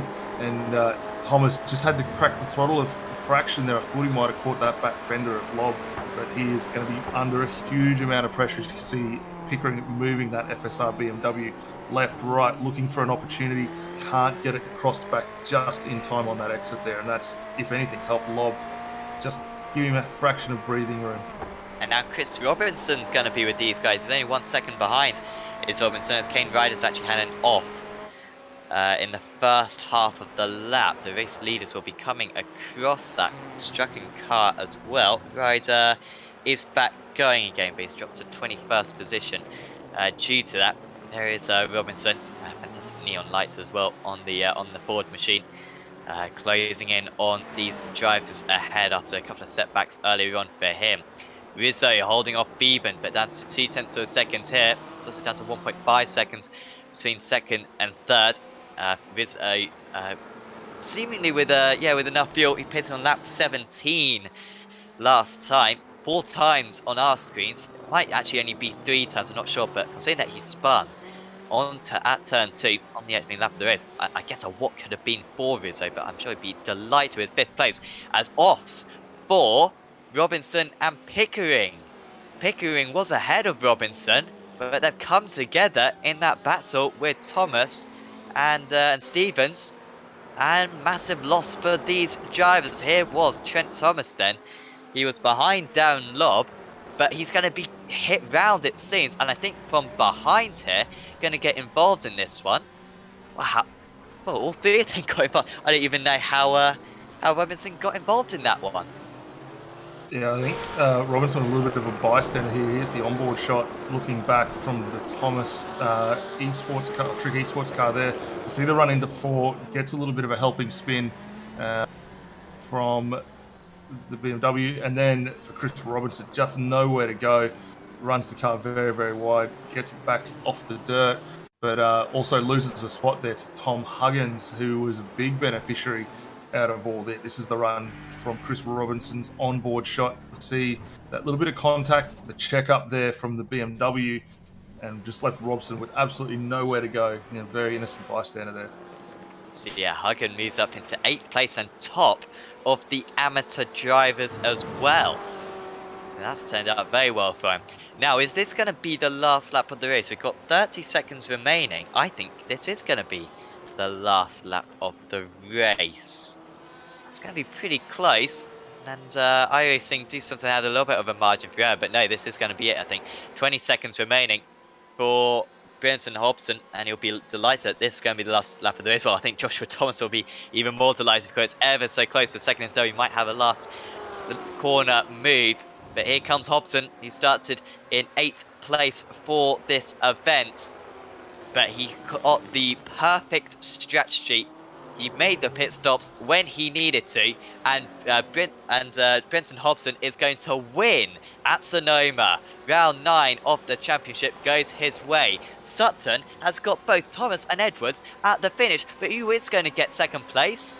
It is Sutton by 14 100ths of a second, and Edwards finishes in 4th place. It was the last moment lunge for him. I heard contact between the drivers who did occupy 2nd and 3rd. And I wonder if there'll be a bit of stewards' inquiries as well late on, as Edwards, who was leading the race so comfortably at 1 point but was on the wrong strategy, finishes in that place. Huggan wins out of the amateur drivers. Robinson ends up in the top 10. And we've still got a few more battles as well to decide. Kane Ryder, who recently had a spin, is he going to go for a last lap lunge as well into the hairpin on this final lap? He's got Martin Crisp just in front of him. I think he's already made this move as well earlier on. Has Ryder. Is there any way through? No, there isn't. There's no point in getting involved in a crash at this point in the race. Block tries it in deep just behind. But that's going to be it for these drivers, finishing in 22nd, 23rd and 24th positions respectively. But could we get a replay perhaps of that final lap incident between Thomas and Edwards? Because poor Joshua Thomas, he was on the perfect strategy and gets sent down right at the end. Yeah, really interested to see what happened there. I also saw a slow car of Vaughn Ryder stuck out on circuit as well. So unfortunately for him, they're not able to get that car home for its final lap. But that ending result there for Josh Thomas and Craig Edwards will be very, very interesting to see how that unfolds. And here's the replay now. You can see riding on board for Craig Edwards down through turn 10. Has a huge amount of speed. Josh Thomas very defensive through turn 11 and loses the rear end of that car, trying to pinch the corner as tight as possible. A little bit of follow-on contact between himself and Sam Sutton as well. And we see Sutton go around the long way home and just sneaking that second position. Yeah, Sutton benefiting from that. Apologies to Edwards. I kind of had decided that he was guilty before the trial right there, when actually he was the unlucky one, if anything. Poor Thomas, he spun it right there. The tyres were very old. They were over an hour old, of course, were the tyres. And after no mistakes but the entire race, just feeling the pressure right at the end. And a bit of an unsafe rejoin. But Sam Sutton, what I can say about him, finishing where he started. Pretty much the only driver who's finished where he started in the end. So we should be able to go through the finishing results then of this Aussie Mixed and Fixed GT Championship race today at Sonoma. And the race winner then will be Brenton Hobson. There he is, 6.7 seconds clear of Sam Sutton. who very late on for the One Performance Racing driver, finished back where he started in second place. Joshua Thomas, top of the pro drivers, in third place. Fantastic strategy for Thomas. Edwards, who led so comfortably in the early stages, but was just on the wrong strategy. Should have taken tyres at the first stop. Ends up in fourth. Now it's Ross Rizzo, Timothy Theben, Darren Lobb. Tom Huggan ended up the top amateur driver after a late incident amongst some of the Jersey finished behind him, including Trent Thomas, Chris Robinson, and Sean Stevens. Steve Jansen was in 12th place. Then was Jesse Butler, and then a load of pro drivers. Harrison Sellers, Warren Pickering, who finished much lower down than he was running. So too did Adam Gardner. Matt Danson was in 17th. Then Damon Mulqueen, Blake Delaney, Brett Hender, Martin Crisp, Kane Ryder, Adrian Vlock. 1 lap down was Vaughan Ryder. 2 laps down was David Miller. Chris Keeping, after absolutely almost stationary out on circuit for about 10 minutes, just trying to get the car back to the pits. Ended up in 26th place of the rookie driver.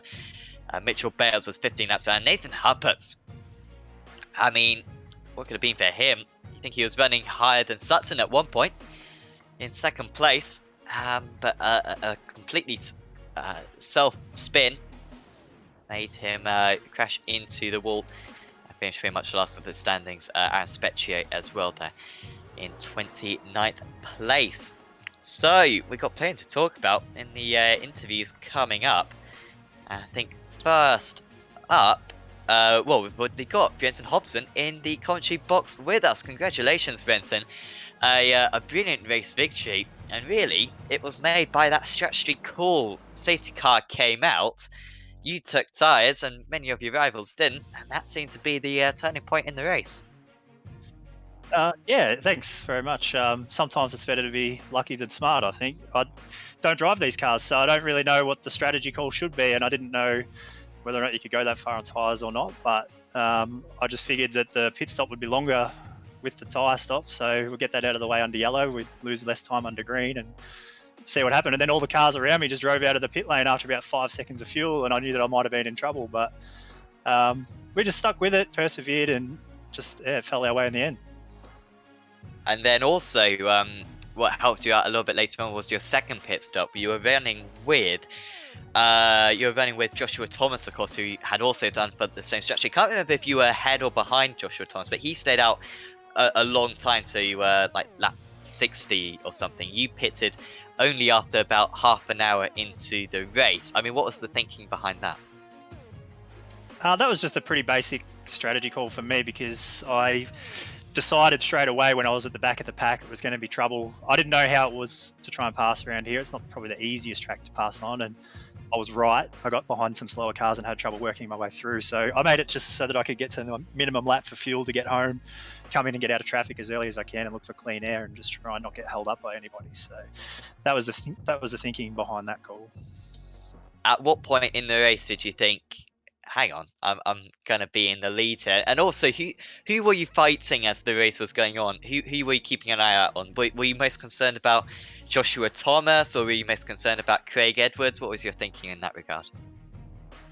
I'm a pretty simple person. I was more worried about myself, to be honest. I was worried about beating myself. I knew that Sam and whoever it was the leaders at the time, but I didn't know Josh, where he was as far as strategy goes. I didn't even realize he was the leader or that he was on the same strategy as me. I actually thought that it was probably just me against the other two behind that I was really worried about. I didn't realize that he was going to slot out right behind me there. So I didn't really know. I was just more worried about trying to keep the thing on the track. It was a handful of times and I kept on making little mistakes everywhere, but I was more just worried about myself more than anything.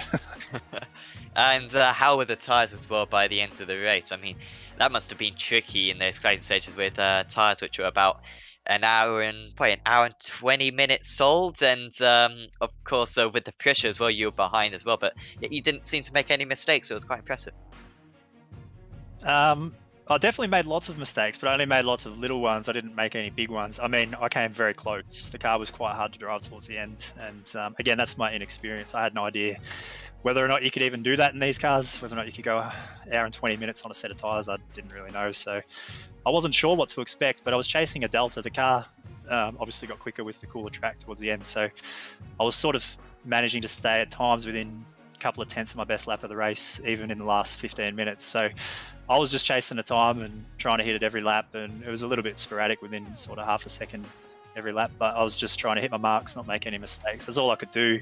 I expected them to catch me when I saw them come out of the pits 15 seconds behind with 30 laps to go. I was expecting them to be punching at least a second a lap quicker. So I thought they would have got to me, but I just kept my head down and tried to stay out of trouble, and it worked out.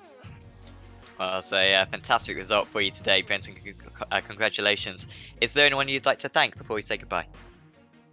Oh, of course. Obviously, want to thank the guys in the team. Damon had a run with us tonight. Normally, we've got Aiden and Braden as well. They weren't here tonight, but a shout out to all the guys at SSR.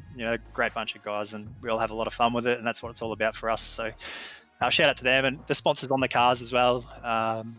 JK Signs, Smith and Sons DGD Custom, DM Symptography, Speedway Shop, and any others that I've missed. I mean, that's what makes the wheels go round at the end of the day. Obviously, thanks to the guys that run the series as well. I don't run this very often, but I like to jump in when I don't have anything on a Sunday night for something a bit different. Mixes things up for me, and it's a really fun series. They do a great job, and of course to you guys as well for the work that you put in on the broadcast. Awesome. Well, thank you very much, Brenton, and well done on today's win, and hope to see you back next week. Thanks very much. Brenton Hobson there for Synergy. Oh, that's a big. Daniel, who have we got next? Well, up next, we'll bring up Sam Sutton, our race 2, second place tonight finisher. Sam, mate, fantastic run out there for yourself. I think we worked out you are the only driver to finish in your respective starting position tonight. First time we've seen you out in the championship. First off, how was it? And are we likely to see you back for a few more to finish out the season? Yeah, it's kind of good to get away from the car I normally drive in the supercar and have a fang in a GTE. Nice that it's fixed setups. I didn't have to do too much prep, really. Sort of kind of rocked up and raced tonight. Pending doesn't clash with Scops too much. I'll be back for more. I kind of enjoy these cars, and tonight was a good sort of toes in the water experience. I'm happy to get back to where I started, thanks to a bit of unfortunate at the end there between Josh Craig. Yeah, well, we'll come back and we'll touch on that because that was a really interesting finish off to the race. But probably for a lot of the viewers that know you from V8 land, how did you find the difference in jumping from what you traditionally know with the supercar coming across to the GTs tonight? You can just throw it around a bit more. There's a lot more aero on the car. I was flat almost to the bridge up into T1 or T2 basically, so a lot more committed, and I think that probably showed I was a bit overcommitted or overzealous with the aero tonight running wide. It wasn't consistent enough to stay with Craig. Had the pace on one lap, but just couldn't stick a 4-lap run together basically. Yeah, and then moving on towards the back end of the race, obviously you were closing in on Edwards and Thomas at the very end there. We saw what happened at the end of turn 11 there on that final lap. And then the big sweeping run around the outside, that almost a little bit of a gift to finish off the race for yourself. Yeah, I saw the headlights facing the wrong way coming into the braking zone, and I thought, I'm on here. And then Josh started to drive towards the tyre bundle, so there's a diminishing gap between his car and the tyre bundle. Managed to sneak through and had the drive to get around him on the outside and come in second, which was really fortunate. I was sort of settling for P4 there once I realised I wasn't able to close the gap to at least Josh as much as I wanted. So I was just sitting back and sort of looking after the car, and that was a fortunate event for me, really. Yeah, well, hey, it's a fantastic result to come home second in the end. As we say, I think the only driver that finished in their starting position, so a really solid effort for yourself there. Before we let you go and enjoy the celebrations, was there anyone you'd like to give a shout out and a thanks to? Yeah, just thank to the boys over at OPR, HDM Parts as well. They're sort of my personal sponsor with this team of the world at the moment. But yeah, thanks to the boys at OPR and obviously to the admins for tonight. Great race. I'll be definitely. Fantastic, mate. We'll definitely look forward to catching up with you in a future date, if not in the GTs, maybe in the V8s at a later point. But again, congratulations for your result tonight. Cheers, thanks, guys. Sucks. Yeah, second place man. He's getting a few podiums. We're having quite a few chats with him at the moment. The one performance racing driver. Another very good result after his good performance as well in AOSC. Back on Friday. We've now got the third place driver, Joshua Thomas, in for a chat with us. Congratulations, Joshua, on that third place. We've already spoken to Brenton Hobson in terms of taking tyres at the first stop, and his response was like, I don't know, I kind of 50-50, flip a coin, don't really know what to do in that situation. What was your thinking about taking tyres under the safety car? Because it turned out to be a very good move. It was honestly just a complete fluke. I went into the pit lane and I forgot to unclick change tyres, if that makes sense. And I went up to the pit stop and then I saw everyone was kind of doing like a splash and dash, if that makes sense. Like they just filled up a little bit and I saw them all go past. And I thought, oh no, I've cooked it. And then I saw Brenton ahead of me was on the same strategy, so that kind of made me feel a bit better. But he pitted again shortly after that, so I was a bit freaked out and I didn't know where I was respectively.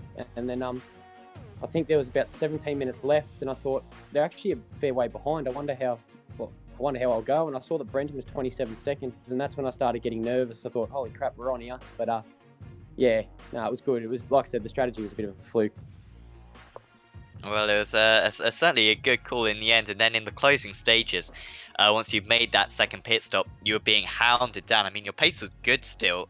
You were matching Brenton, but Craig was mighty fast, and then it all came to a crescendo right in that final lap. It did, and apologies to Craig. I want to blame it on contact, but I definitely ran out of talent in that last corner. So sorry to Craig, and Sam got lucky, but yeah, Craig didn't hit me or anything. I was running on rims with those old tyres, and I just made an error. So sorry, Craig, and it looked like it was a good finish. So yeah, it was a bit of fun.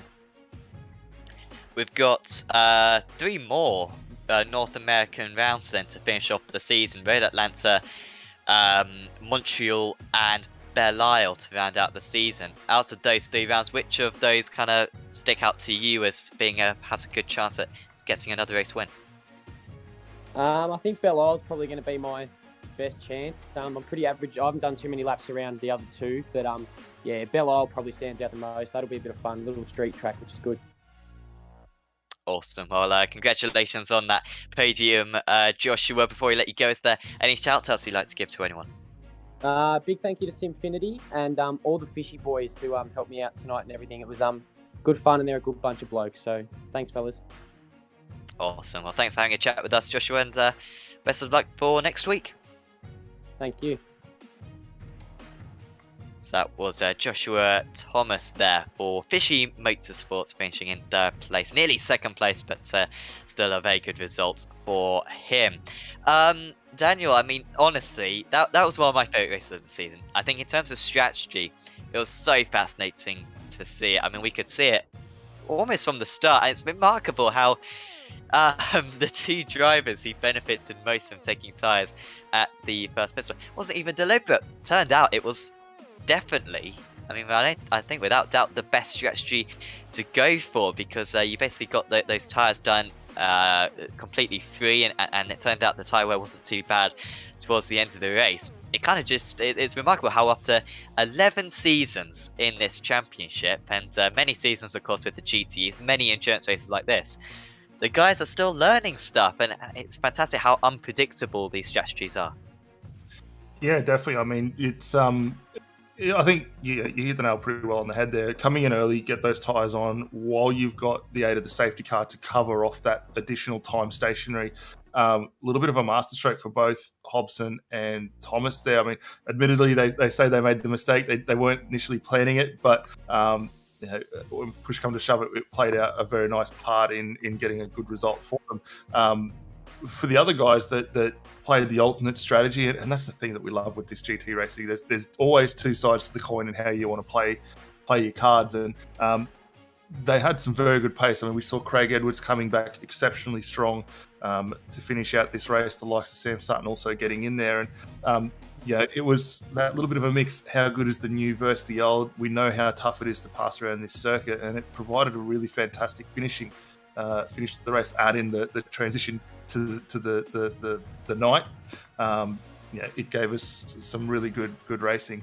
Next week we're going to see exact same thing again. Obviously we're going to keep a very flowing circuit from what we've seen tonight, we're going to go to Road Atlanta next week. We saw the supercars there a few weeks ago, and just how difficult it was for those cars to get around. We're going to see very similar things next week in the GT cars. There's a couple of really key overtaking points. There's some very tricky corners, especially that run up to turn 2 where it's a blind crest before you dip down through the hills. So the guys are going to need to work on getting consistent with these cars, find out how the edge of these setups, and I think we'll be in for another great one. Obviously, it's a 45-minute, only one mandatory stop, so it's really going to throw the doors wide open again.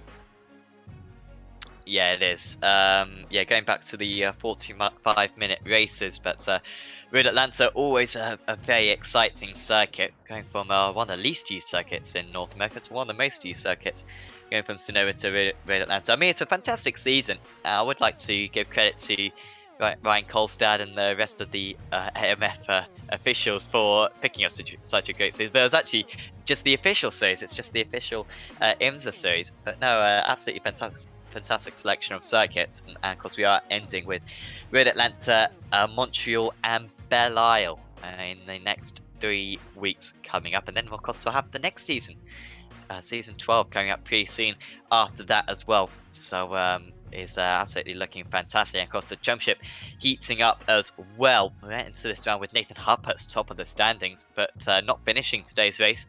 Going to really be suffering Huppert's, though. Might well see Trent Thomas reach the top of the standings, Timothy Theben, Sam Gardner, Craig Edwards, who's really come on strong after missing the last couple of rounds. He is going to be looking very strong going into the last few rounds of the season. So it's anyone's guess. You do not want to miss it. We'll be back with you then for the Aussie Mixed and Fixed GT Championship at the same time next week. There's also loads of other stuff on the iRacing Esports Network in lots of different disciplines. And do also please check out Apex Racing TV. You may well be listening on Apex Racing TV regardless.